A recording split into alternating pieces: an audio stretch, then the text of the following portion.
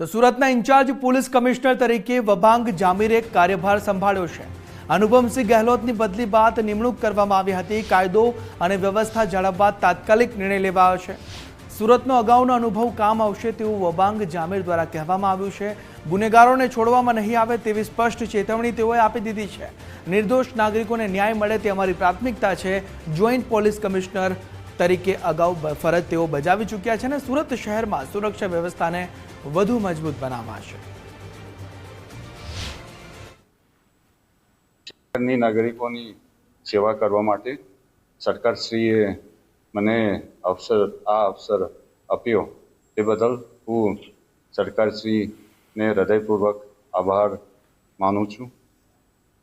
હું મારું પૂરેપૂરી ક્ષમતા અને નિષ્ઠાથી અને સમર્પણ સાથે આ શહેરના નાગરિકોની સેવા કરવા માટે પૂરેપૂરી કોશિશ કરવામાં આવશે।